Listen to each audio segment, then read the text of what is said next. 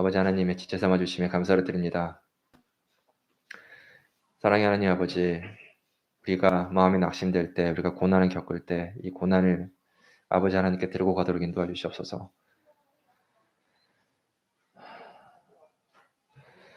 아버지 하나님께서 우리를 늘 지켜주시고 또 우리에게 평안을 주시면 이 시간 감사합니다. 아버지 하나님, 오늘도 아버지 하나님께 부탁드립니다. 이 시간 말씀 시간을 앞두고 있습니다. 아버지 하나님, 말씀 전하시는 형제의 입술을 주장하여 주시옵고 또 우리 형제님의 말씀을 듣는 모든 성도님들의 마음과 함께해 주시옵소서. 이 시간 아버지 하나님께 온전히 부탁드리오며 이 모든 것을 우리 예수 그리스도 이름으로 기도드렸습니다. 아멘.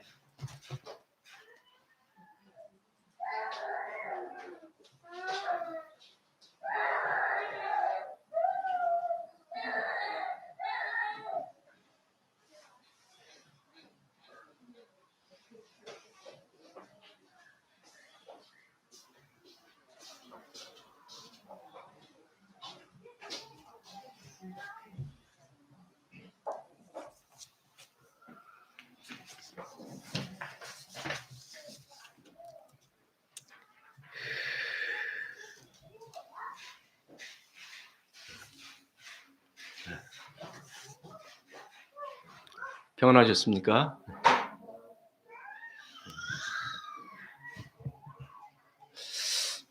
요즘 독감, 몸살, 감기가 코로나 말고도 굉장히 좀 많이 심각한 것 같아요.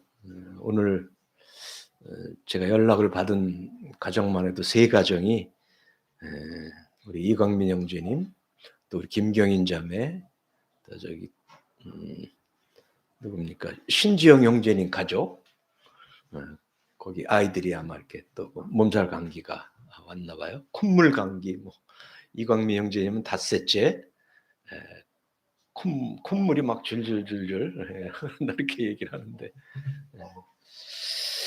봄이 오는 것은 좋은데 환절기에 건강관리 잘하시기 바랍니다.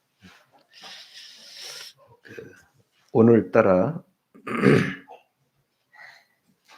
이렇게 단에 나오는 게 좀 주님의 도우심을 좀 많이 이렇게 좀 바라게 되는 마음인데, 너 근심 걱정 말아라 이런 찬송을 부르니까 정말 끝에 아멘이 아주 힘차게 아멘이 되는 것 같습니다. 단에서 말씀을 잘하고 못하고가 아니라 주님이 주시는 말씀을 전하는 것인데, 이 나이가 먹어도 여전히 이렇게 단에 서는 것은 어렵습니다. 그래서 늘 성도님들이 단의 말씀을 위해서 이렇게 기도해 주시면 참 좋을 것 같습니다. 현서 형제는 뭐 지난 수요일 날 단에 섰는데 놀랍더라고요. 제가 보니까 조금 더 긴장 안 한 것 같은 그런 느낌.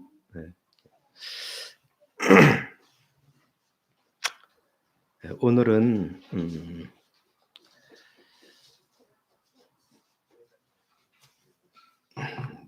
믿음에 관해서 좀 말씀을 드리려고 합니다. 뭐 새삼스럽게 믿음에 관한 이야기냐, 뭐 복음을 이야기한다는 것은 아니고, 복음이 갈 수도 있겠죠. 제가 미리 제약을 하면 안 되니까.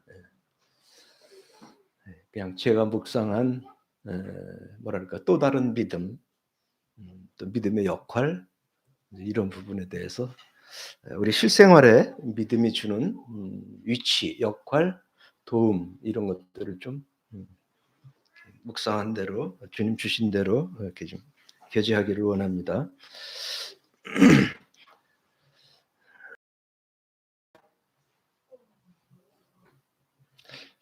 우리 로마서 1장 17절 말씀을 먼저 보시겠습니다. 로마서 1장 17절.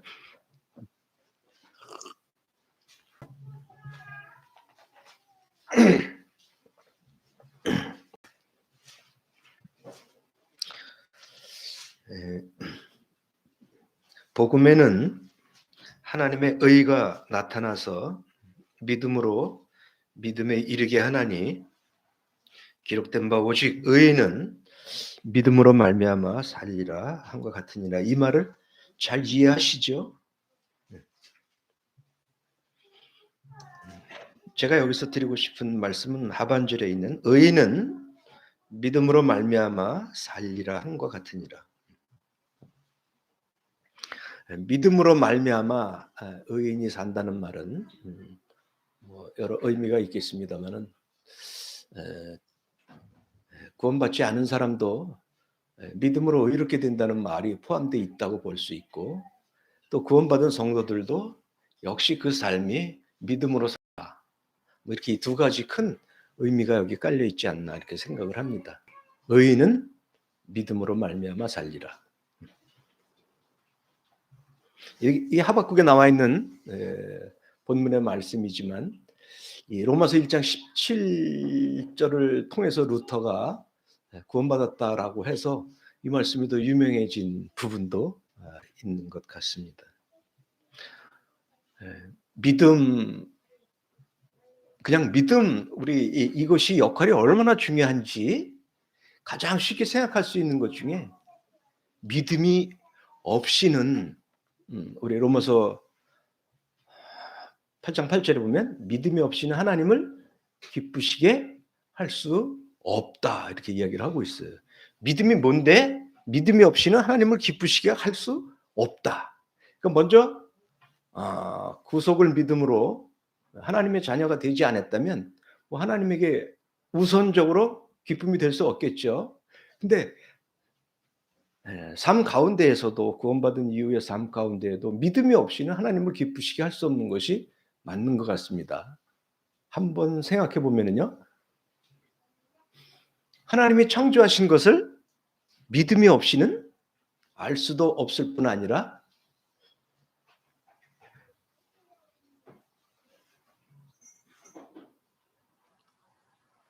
세상 사람들은 하나님이 창조하셨다고 안 믿고 있어요.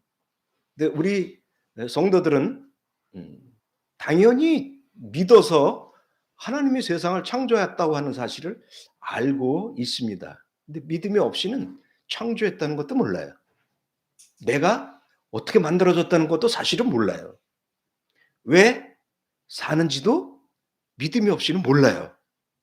하나님이 자기의 영광을 위해서 만들었는데 성경에 그렇게 기록되어 있기 때문에 우리는 믿고 있는데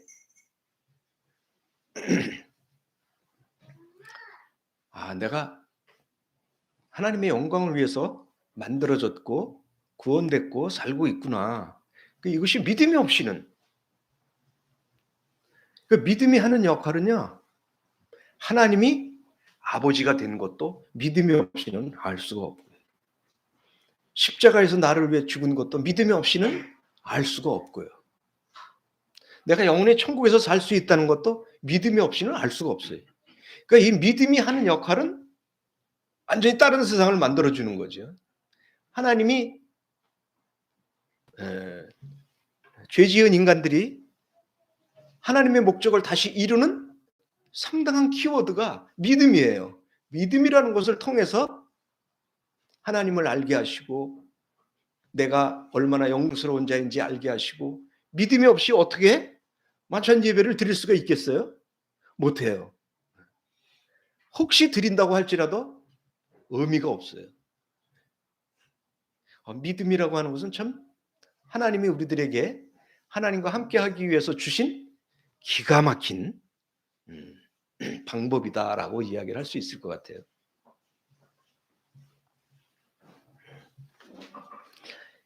믿음이 없이는 하나님을 기쁘시게 못할 뿐 아니라 나도 기쁘지 않습니다.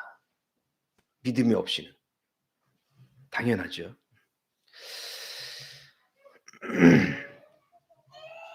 하나님이 처음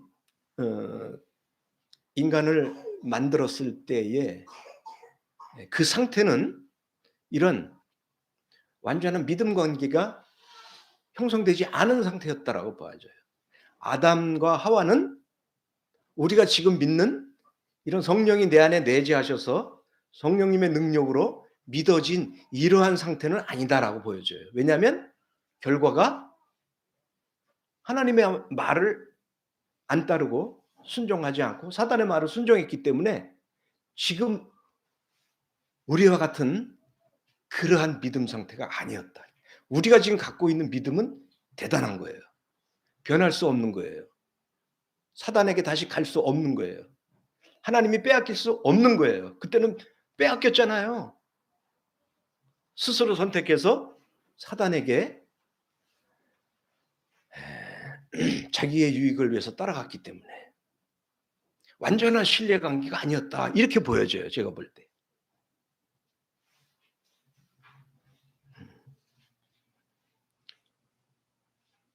하나님이 인간을 왜 만들었을까요? 굉장히 많이 생각하는 주제잖아요. 왜 만들었을까? 하나님의 영광을 위하여. 예, 뭐 정답 중에 하나죠. 왜 만들었을까? 우리는 그냥 보편적으로 가장 쉽게 생각하는 하나님이 우리 인간을 만든 것은 하나님과 같이 살려고, 그것도 영원히 함께 살려고. 우린 창세기를 통해서 하나님이 우리를 만드실 때 자기 형상 모양대로 그렇게 만드셨어요. 그건 뭐예요? 같이 살겠다는 거예요. 같이 사랑을 나누겠다는 거예요. 교제하겠다는 거예요. 그런 것이 포함된 이야기잖아요. 자기 형상대로 만들었다. 부모가 자식을 만들 때 자기 형상대로 만드는데 장래를 노후 보장용으로 자식을 만들었을까요? 글쎄 그건 좀 계산적이고 타산적이죠. 같이 살려고 만든 거예요. 가장 믿을 만한 존재를 만든 거예요. 근데 이것이 서로 상호가 신뢰가 바탕이 돼야 된다고 하는 놀라운 사실이에요. 하나님은 함께 살려고, 영원히 살려고 우리 만든 건 맞는데 우리도 작용을 같이 똑같이 해야 이것이 빛을 발할 수가 있는, 목적을 이룰 수 있는 것이더라는 것이죠. 근데 첫 번째 아담과 하와를 통해서 실패했다라고 우리는 볼 수가 있어요. 근데 하나님의 인간 편에서는 실패했지만 하나님 편에서는 실패를 넘어서 끝내 하나님의 목적을 이루는데 그것이 우리 그리스도의 십자가를 통해서 그렇게 이루어졌는데, 이것 또한 거기에 한 가지 요소, 믿음이라는 요소가 빠지면 이루어질 수 없는 그 믿음이라고 하는 것이 꼭 반드시 필요한 것임을 이렇게 보게 됩니다. 그냥 우리 믿음에 대해서 보편적으로 좀 생각해 보자는 거예요. 예. 그래서 믿음을 우리 생활 가운데서, 제가 한때는 믿음을 굉장히 내가 구원받은 게 맞아? 그런 생각을 했기 때문에 믿음이 뭐야? 믿음이 뭐야? 알 뜻도 하고 모를 뜻도 한, 규명하기가 굉장히 어려운 게 믿음이라는 말이더라고요.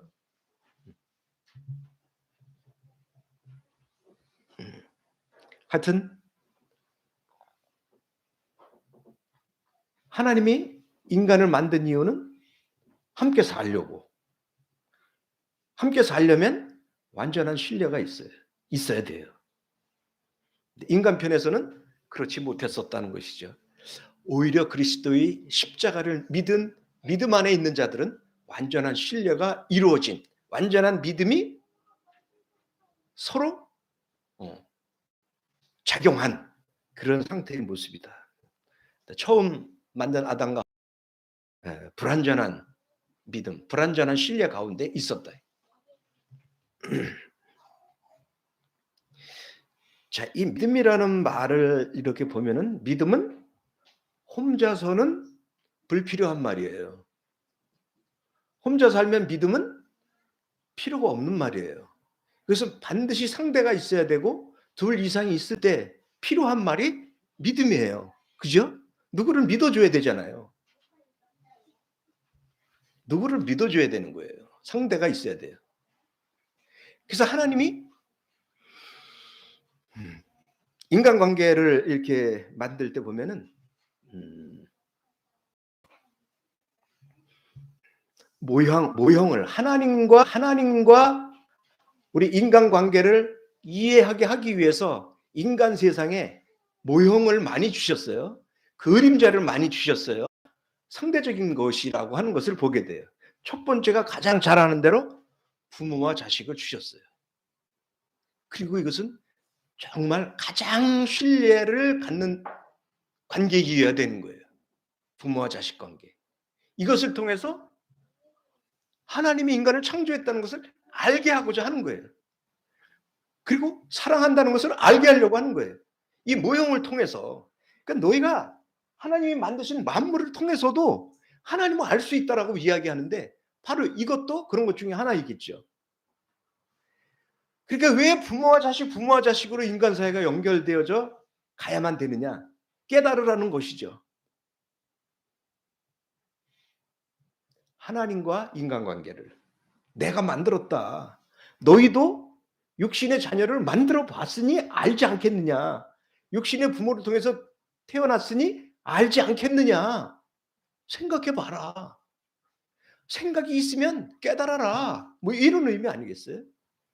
두 번째 뭐예요? 부부관계예요. 이것도 상대적인 거예요. 신뢰가 필요해요.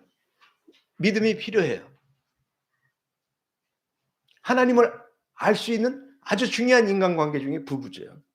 그래서 우리는 그리스도와 교회를 신랑과 신부로 이렇게 모형으로 주셨고 그림자로 주셨어요. 내가 얼마나 열정적으로 사랑하는지, 정열적으로 사랑하는지, 사랑하는 신부를 위해서 목숨을 내어준, 우리가 열정적으로 연애할 때 사랑하는 거 보면은 별을 따다가 주겠다고 거짓말을 하죠. 어떻게 별을 따다 줘요? 그만큼 자기 마음 표현을 하는 거죠. 우리 주님이 별보다 더 큰 걸 따다가 주셨습니다. 그분만 진짜예요. 또 어떤 관계가 있어요? 모형으로 주신 관계. 친구 관계. 요한복음 15장에 보면은 친구 관계를 설명해 주시면서 종은 알 수 없는 것들을 주신 것들을 보게 됩니다. 친구 관계. 이거 정말 신뢰 관계예요. 우리 주님이 친구가 되셨다고 그렇게 요한복음 15장에서 말씀하고 있는 것을 보게 돼요. 또 하나 무슨 관계가 있을까요? 보편적이고 우리 주님을 알 수 있는 또 하나 관계는 우리 요한복음 13장에 보면은 제자들의 발을 씻기시면서 내가 했으니까 너희도 해라. 스승과 제자 관계를 또 이야기하고 있어요. 요즘 근데 세상에 이 모형으로 주셨던 것들이 다 깨져가고 있어요. 사단에 의해서 다 깨져. 부모와 자식 관계도 깨지고 있어요. 부부 관계도 깨지고 있어요. 스승과 제자 말할 것도 없어요. 나 선생 안 해봤어도 선생님 안 해봤어도 뻔해요. 너무 힘들다면서요. 강수현 자매가 안 나왔네요. 네. 스승과 제자 사이가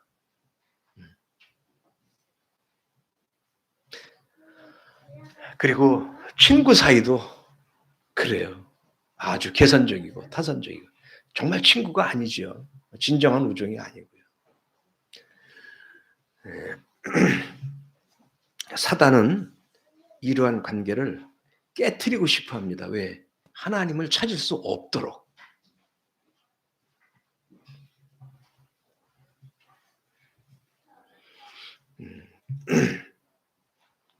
그래서 정말 이러한 모형을 통해서 본체이신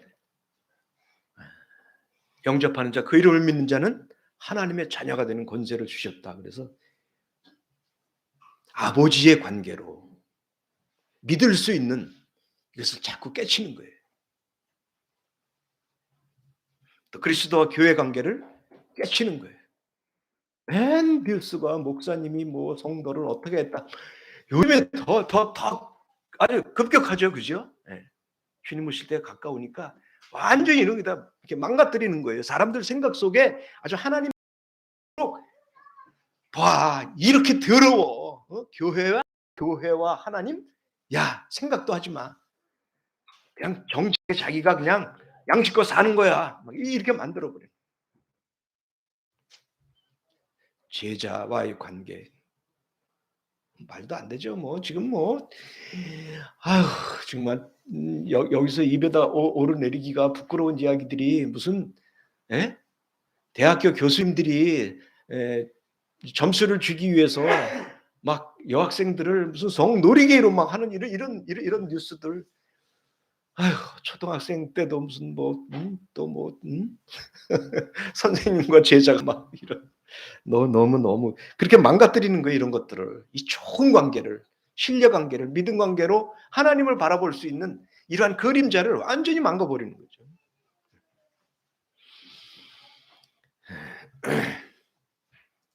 그래서 세상은 요즘 하나님이 원하시는 것보다 반대로 가고 있다라고. 결혼을 해도 자식은 낳고 싶어 하지 않아요.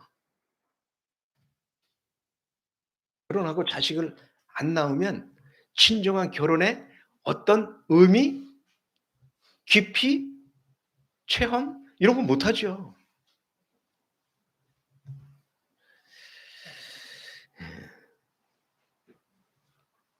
그러니까 자녀를 안 낳으려고 하고 결혼도 안 하려고 하고.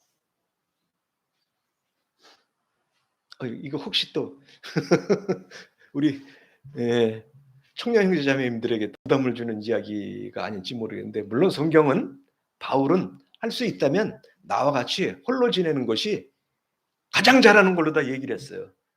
예수님도 결혼 안 했으니까요.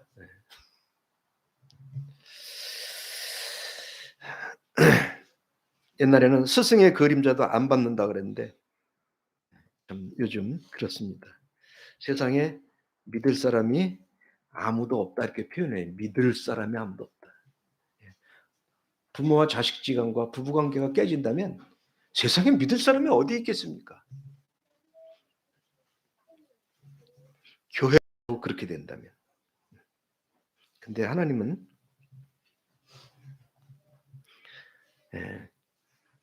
지금 이제 선악과 이후에 죄로 말미암아 하나님을 떠났고 믿음 관계가 파괴가 됐어요. 그래서 부자지간도 없어졌고 스승과 제자 그 관계도 없어졌고 부부 관계도 없어졌고 친구 관계 다 없어져 버렸어요. 끝나버렸어요. 끊어졌어요. 그래서 다시 하나님께서 이제 완전한 신뢰 관계로 만드는 것이 믿음을 통해서이죠. 물론 그 이전에 우리는 여러 가지 우리를 위해서 하나님께서 행하신 많은 그 희생적인 것들을 우리는 알고 있습니다. 그래서 이제는 사실 믿음을 중심으로 좀 생각을 해보는 거예요. 믿지 않는 것이 뭐라고요? 죄예요. 믿지 않는 게 죄예요. 이 말을 뒤집어서 생각을 하면은요, 이 세상에 죄 지어서 죽는 사람은 없어요. 이렇게 조금 이 말이 좀 모순이 있네. 믿지 않는 것도 죄니까. 예. 근데 죄 지어서 심판받는 것이 아니라 그 심판은 예수님이 다 받은 거예요. 이제는 믿지 않은 것이 죄인 거예요. 그러니까 믿지 않음으로 자기의 지은 모든 죄도 여전히 유용한 것가 돼버렸어요.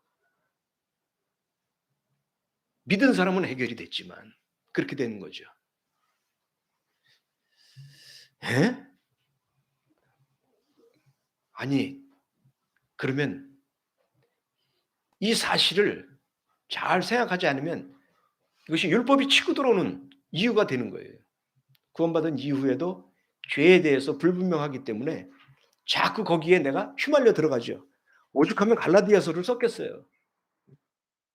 은혜로 시작했다가 율법으로 마치겠느냐? 우리는 구원받을 때 과거와 현재와 미래의 모든 죄가 해결됐다고 이야기하는데 구원받은 이후에 지은 죄에 대해서 해결됐다고 이야기하면서 구원에 대해서는 해결됐다고 하면서도 생활에서는 굉장한 부담을 많이 갖고 있죠. 양심을 속이라는 이야기는 아니에요. 그러나 해결된 건 해결된 거예요.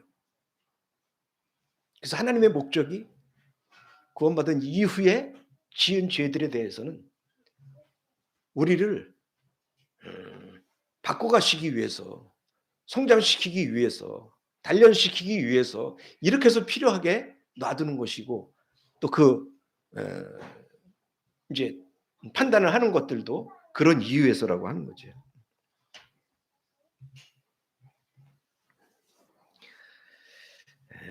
믿음이라고 하는 것은 정말 대단한 그리스도인들의 삶에 역할을 주는데 제가 지난번 올라왔을 때 로마서 5장 말씀을 드렸는데 한번 다시 보도록 하겠습니다. 로마서 5장. 이 로마서 5장을 로마서를 보면 볼수록 로마서 5장이 차지하는 위치가 굉장히 중요하더라고요. 로마서 5장이 4장까지에 나와 있는 내용을 함축해 가지고 정리해 주고 있을 뿐 아니라 이 5장이 기초가 돼 가지고 8장까지 나아갈 수 있고요. 5장이 없이는 8장까지 나아갈 기초 디딤돌이 안 돼요. 그리고 나아가서 12장, 15장까지 가면서 이 5장이 핵심 주춧돌이 돼서 나아가는 것을 보게 돼요. 그래서 이 5장을 로마서를 읽을 때 깊이 자꾸 거기에서 뭔가를 또 생각해야 되고 또 생각해야 되는 이런 것들이 있게 되더라고요. 그래서 제가 세 번째 로마서 5장 1절부터 이렇게 설명을 하고 있는데 또 지난번에 말씀드릴 때 좀 잘 이해가 되지 않는다고 이렇게 이야기하신 분들도 있고 그래서 조금 더 좀 설명을 좀 이렇게 보충하면 여기 5장 1절에 보면 그러므로 우리가 믿음으로 의롭다 하심을 받았으니 우리 주 예수 그리스도로 말미암아 하나님과 화평을 누리자. 이 화평을 누리셔야 되는데 이게 아까 이야기한 대로 구원받은 이후에 범죄 이런 것들이 자꾸 사단의 불화살 또는 참소 이런 것들로 말미암아 우리 화평을 자꾸 주님과 못 누리게 하는데 그래서는 안 된다는 거예요. 그래서 여기에서 이야기하는 거예요. 화평을 누리는 조건이 뭐예요? 믿음이에요. 믿음으로 의롭다함을 받았다는 거예요. 믿음으로 의롭다함을 받는 유일한 방법이 뭐예요? 의롭다함은 믿음으로 되는 거예요. 행위로 되지 않는다는 이야기를 포함하고 있는 거예요. 의롭다함은 뭘로? 믿음으로 되는 거예요. 믿음으로. 그래서 이게 은혜잖아요. 2절에 나옵니다. 정말 감사한 거예요. 행위로 되지 않기 때문에 우리 정말 감사한 거예요. 행위로 하는 것이라면 어떻게 하나님과 화평을 누리겠어요? 은혜로 나아가는 길이 믿음이에요. 믿음으로 의롭다 하심을 얻기 때문에 믿음으로. 그래서 감히 하나님 앞에 나아갈 수 있어요. 믿음으로 의롭게 되기 때문에 감히 하나님 앞에 나아가는 거예요. 물론 내가 구원받은 이후에 죄를 짓고 뻔뻔하게 있으라는 이야기는 아니에요. 구원받은 자는 죄를 짓지 않는다라고 요한 1, 2, 3서에서 이야기를 하고 있잖아요. 구원받은 자는 죄를 짓지 않는다는 거예요. 나 죄 지었는데 그 말씀을 좀 정확히 해석한 것은 그렇게 계속해서 죄를 짓지 않는다. 특히 같은 부분에 계속해서 죄를 짓지 않는다.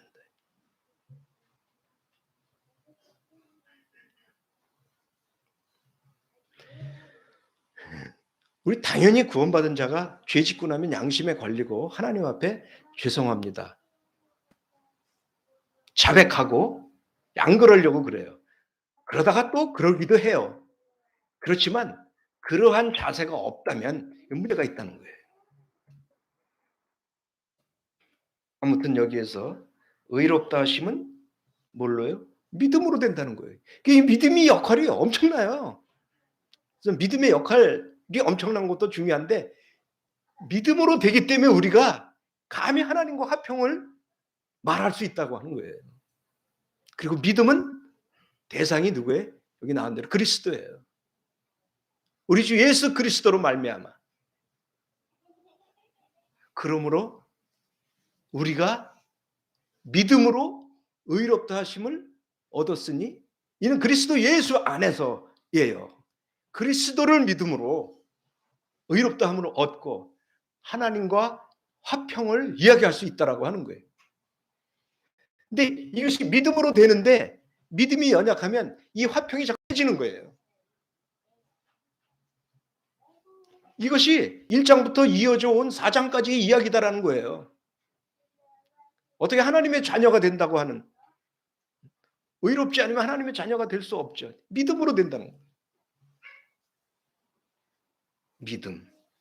믿음 정말 2절에서 또한 그로 말미암아 우리가 믿음으로 서 있는 이 은혜에 들어감을 얻었으며 하나님의 영광을 바라고 즐거워하느니라. 여기 두 가지, 이 2절은 두 가지 이야기를 하고 있죠. 믿음으로 서 있는 은혜에 들어가는 것과 또 하나는 하나님의 영광을 바라고 즐거워한다. 미리 말씀을 드리는데 여기 즐거워한다라고 하는 말은 가장 정확하게 번역을 한다면 자랑한다로 번역을 해야 더 맞다, 이렇게 권위 있는 형제님이 이야기를 하시더라고요. 근데 3절에서도 환난 중에도 즐거워한다. 이것도 같은 단어. 그 즐거워한다는 자랑한다는 거예요. 그러니까 환난 중에도 자랑한다는 거예요. 환난 중에도. 그리고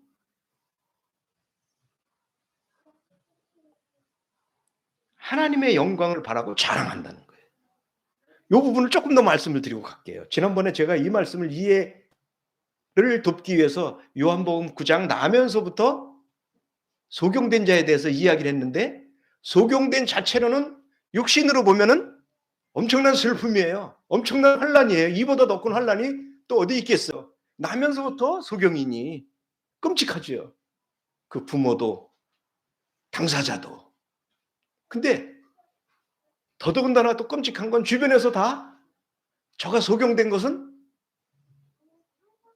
부모가 잘못했거나 당사자가 지은 죄 때문에 저렇게 됐다, 하나님의 벌 받아서 심판받아서 그렇게 됐다라고 보는 시각이라고 하는 것도 굉장히 어려운 거죠. 근데 그게 아니라는 거예요. 하나님을 나타내시기 위해서, 다른 말로 표현하면 하나님의 영광을 위해서 이 일이 그가 소경되었다면,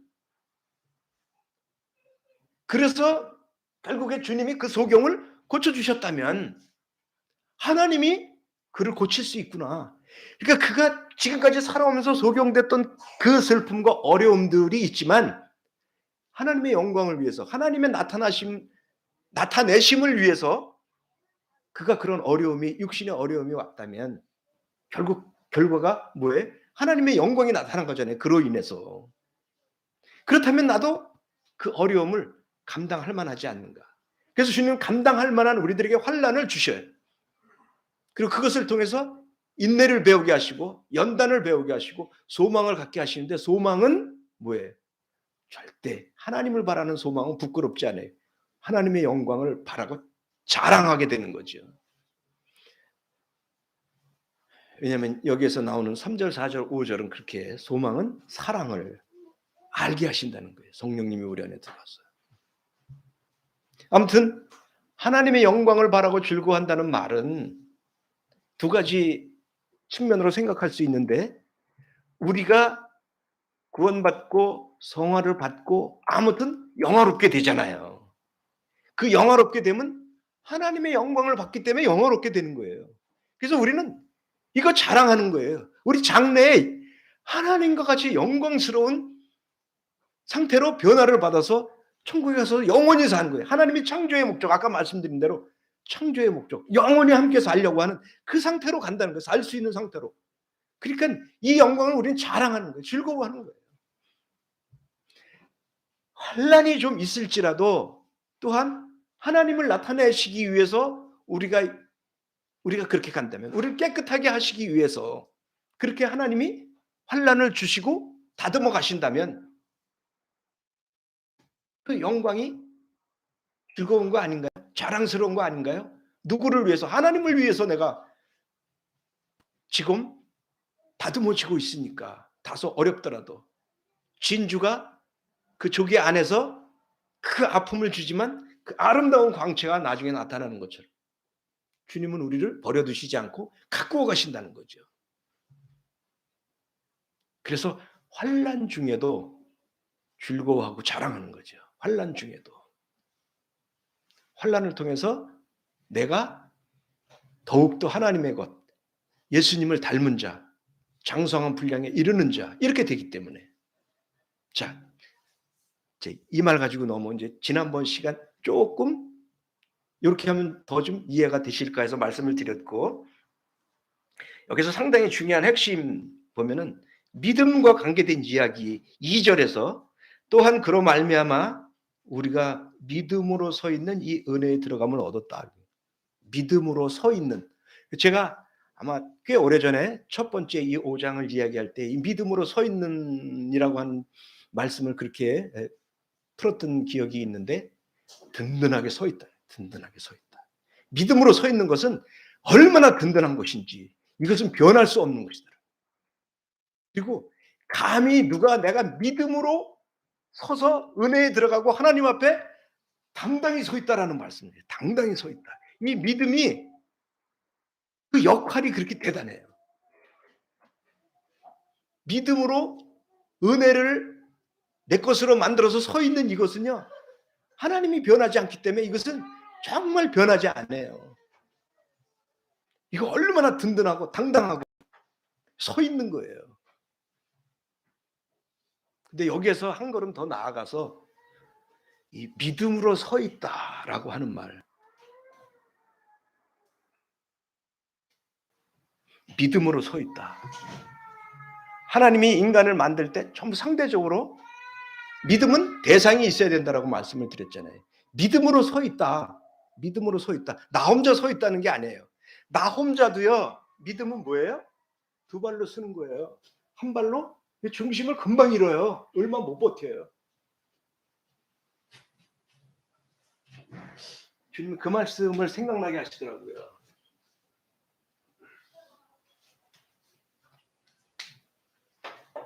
사람인. 그 한문이 뜻글자잖아요. 이거 혼자가 아니에요. 둘이에요. 둘이 서 있는 거예요. 안전해요. 다리도 두 다리예요. 한문의 뜻들이 보면 성경의 말씀들과 깊은 연관이 있는 것을 우리는 이미 알고 있습니다. 믿음은 뭐예요?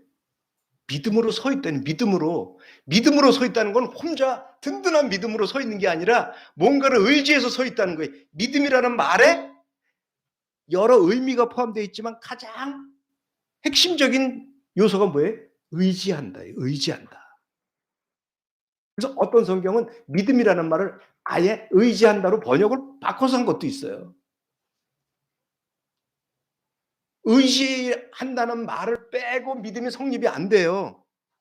믿는데 어떻게?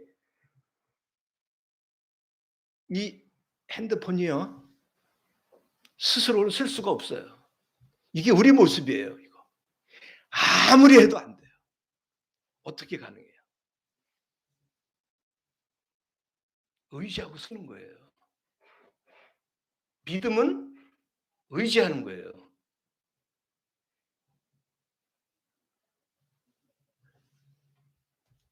믿음이라는 말을 사단은 굉장히 어렵게 만들고 혼란스럽게 만들고 이해가 잘 피부에 와 닿지 않도록 만들어 놨어요.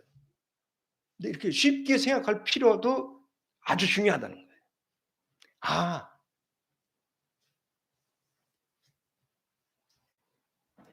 믿음으로 서 있는 은혜에 들어감을 얻었다는 거예요.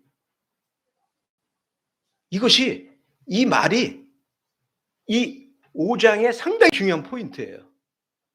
왜냐하면 4장까지에서의 말씀과 이후의 생활까지를 이어주는 말씀이 되는 거예요. 믿음으로 서 있는 거. 믿어야 이끌을 예?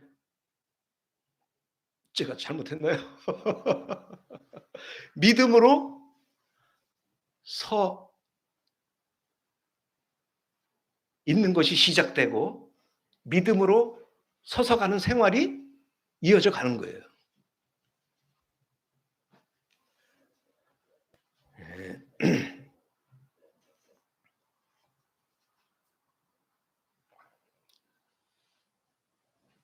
혼자서는 우리 쓰러질 수밖에 없어요.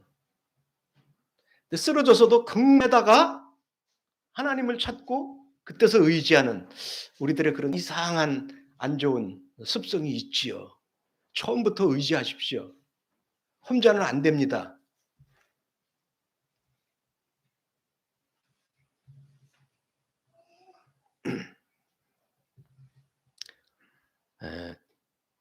사랑도 마찬가지인 것 같아요. 물론 그분의 사랑을 내가 알 수 있는 방법도 뭐예요? 뭘로 알아요? 뜨거움으로 압니까? 성령 충만으로 압니까? 그 기초는 믿음이에요.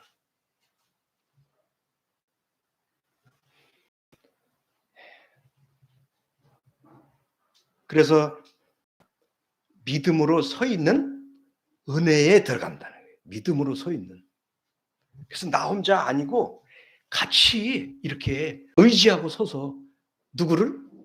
여기 보면 그로 말미암아 우리가 믿음으로 서 있는 이렇게 돼요.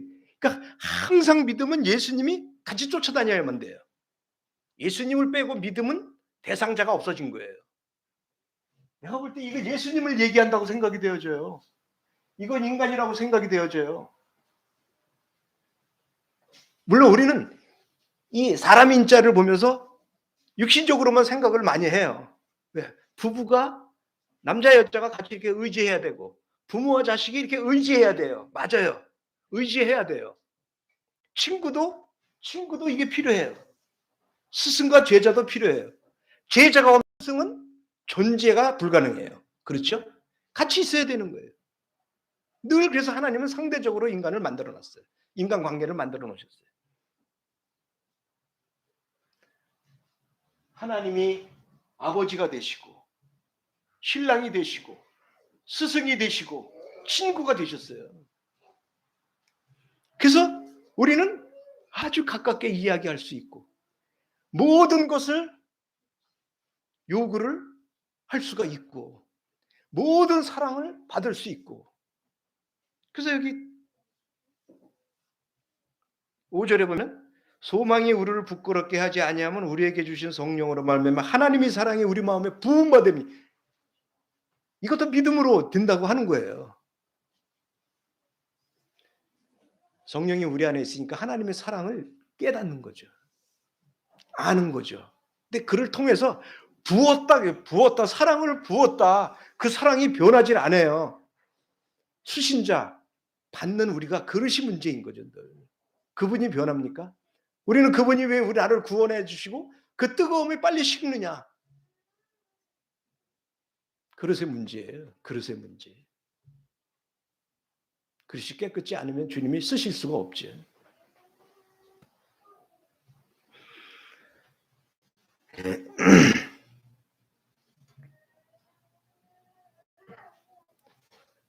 불완전한 신뢰에서 이제 완전한 신뢰. 아담은 완전한 믿음 상태가 아니었는데 예수님을 믿는 자들은 완전한 믿음 상태가 됐어요.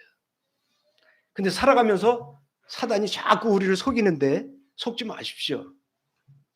그분을 의지하면 돼. 쓰러지는 건 나 혼자예요. 믿음이 없다는 증거, 쓰러진다는 증거가 뭐예요? 슬퍼하는 거예요. 걱정하고 있는 거예요. 염려하고 있는 거예요. 이거는 믿음이 아니고 의지하지 아니하고 혼자 하고 있다는 걸 증명하는 거예요. 예수님을 의지해서 슬픈 사람이 있어요? 우리는 때로 예수님이 나를 위해서 죽은 게 슬플 때가 있죠. 아유 너무 슬퍼. 그 십자가를 생각할 때. 예수님을 의지한 사람이 염려할 곳이 없어요. 그러니까 이러한 것들이 의지하지 못하고 있는 상태라고 하는 거예요.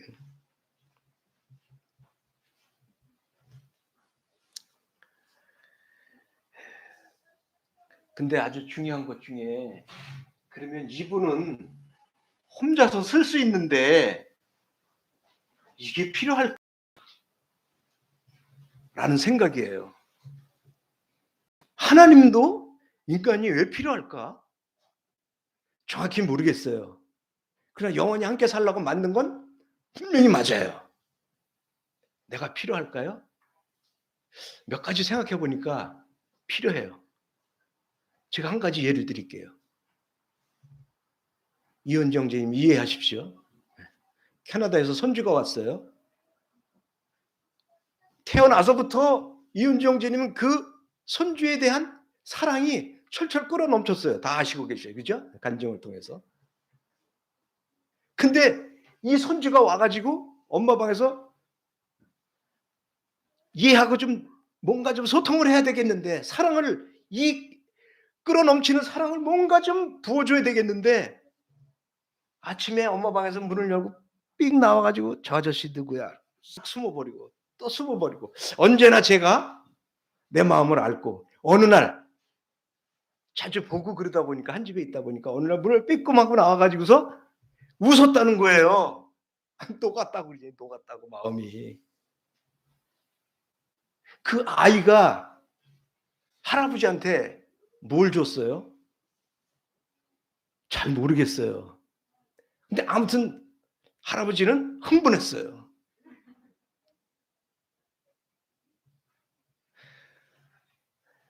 저도 마찬가지예요. 손주가 와서 있지만 이렇게 얘기해도 어렵고 저렇게 얘기해도 어렵네요. 못생겼는데 이쁘다고 해도 문제가 되고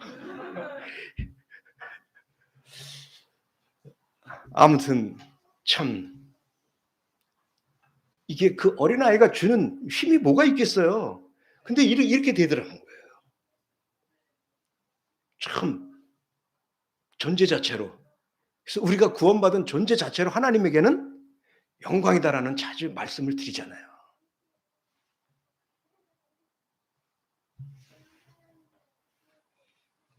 또 우리가 구원받았기 때문에 하나님은 성도를 통해서 이 땅에 자신을 나타내십니다. 그래서 시편 23편은 자기 이름을 위하여 의의 길로 인도하신다는 거예요. 하나님의 것이기 때문에. 또 호세아 3장에서는 나를 위하여 저를 사고이은 그러니까 십자가의 값을 통해서 우리 죄인을 사신 이유가 자신을 위해서 샀다고 이렇게 표현을 하고 있어요. 다 이해할 수 없는 부분이긴 하지만 분명히 우리도 하나님이 참 우리를 필요로 하셔요. 그 창조하신 이유 자체도 그런 거죠.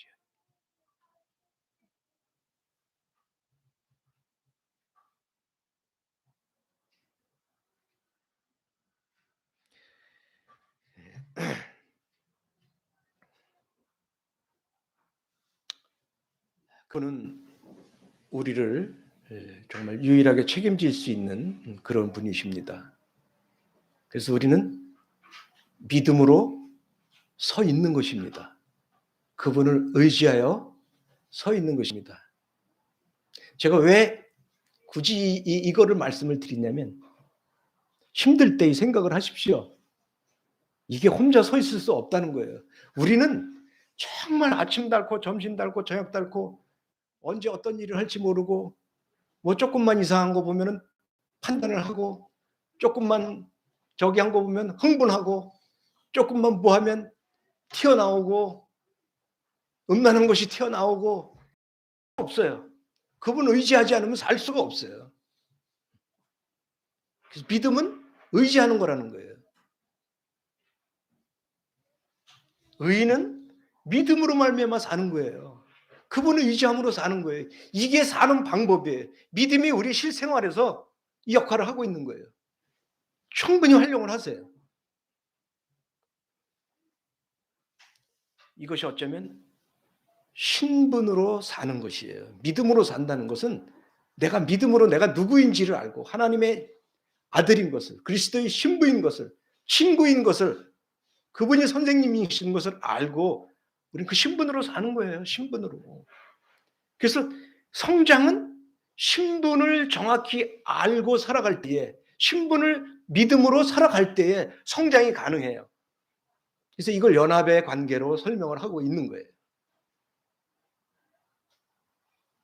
오늘은 더 깊이 다음 단계로 나아가기에는 시간상, 분위기상 아닌 것 같아요. 그래서